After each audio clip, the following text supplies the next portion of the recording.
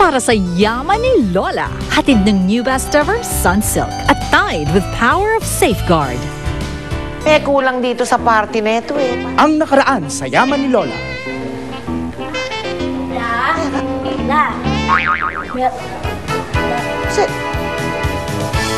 Ay, kaya pala sabi ko ba't matangkad? Ayan.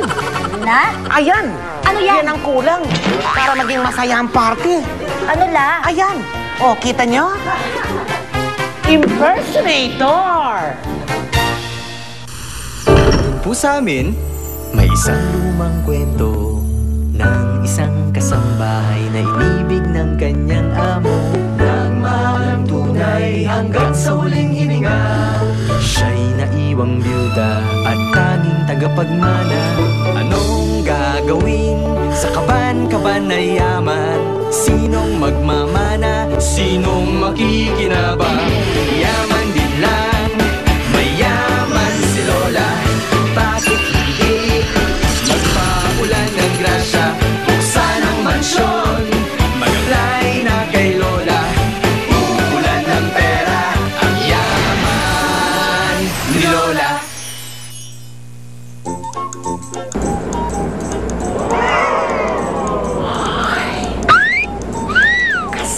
Tingna? As in, wow! Ganda! Ronald, palagay mo, bagay sa akin itong bagong kulay nito? Opo, Lola. I'm very, very happy. Very happy. Masaya ako. Maraming salamat, man. Salamat po. This calls for a celebration. Mayor Toma! Yes, la. Ano ba yan? Naduduling ba ako? Dalawang mayordoma? Sino sa inyo ang totoo? La ako. La ako. Ako, la. Ba't ka na magagayahin yan? Hindi na maganda.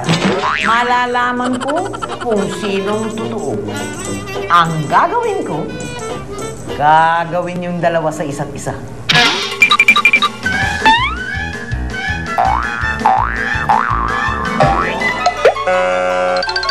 Ba't di mo pinasok? Iwi kaya? La, alam mo na. Given naman mas baboy ka eh. Kaka-hurt. Alam nyo, natuwa ako sa inyong dalawa. Magpa-contest tayo ng mga impersonators. I love it! Hipokrito.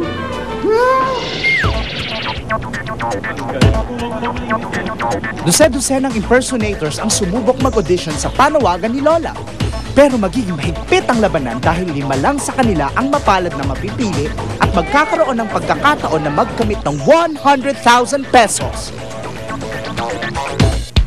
Sa first level ng audition, nagpabonggahan agad sa talent portion ang mga copycats.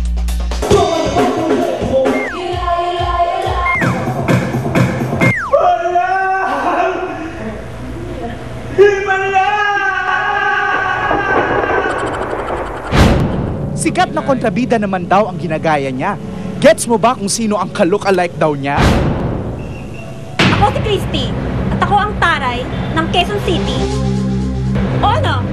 Nandito ka ha? Titingin mo dyan ha? Gusto mong dukutin ko yung mata mo dyan. Ha? Marami palang ka-look-alike ang mga local celebrities natin. Tulad na lang ni Idol Robin Padilla. Alam mo ba na in love ako sa'yo? Ang hunk na si Carlos Agassi.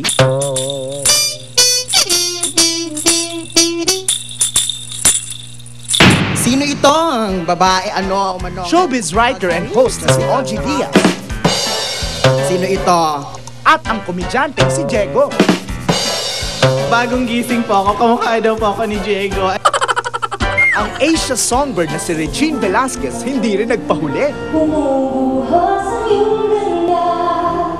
Pero teka, hindi nga ba ikaw ang totoong Regine? Sa mga kababayan ko sa Jensen, ha? Nakaka-knock-out talaga ang mga nag-apply kay Lola. Isipin nyo, not only one, but 2 impersonators ni Manny Pacquiao ang dumating. Absolutely. You know.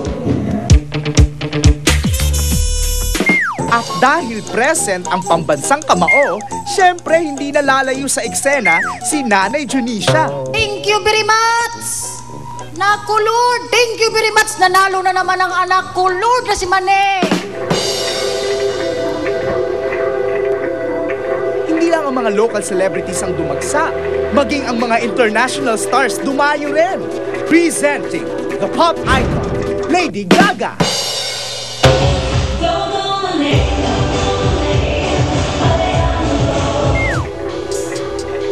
Dance divas na sina Donna Summer. Pero ang pinaka-nakakawindang sa lahat, ang pagbabalik ng nag-iisang King of Pop, Michael Jackson.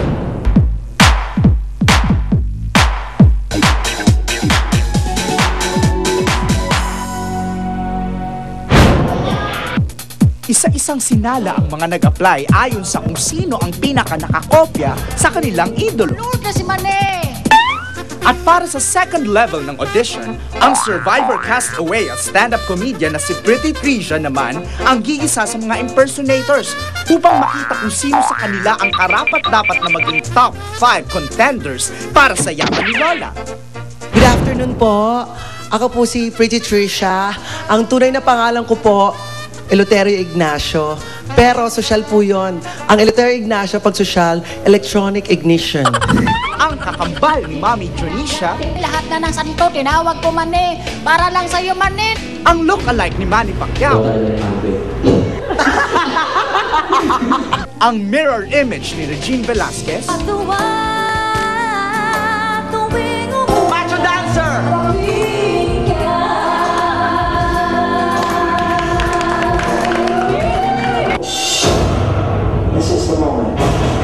Hulaan ko. Madam O-ring. Kasi nose line, tapos cheekbones. mula sa mahigit 30 impersonators, 8 na lang ang nakapasok para panindigan ang kanilang ginagayang celebrity. Go! Sino ba kaya sa kanila ang papasok sa top 5? Yaman ni Lola. Abangan. Sakto naman! Mga impersonator! Pasok! Ay, andyan na sila!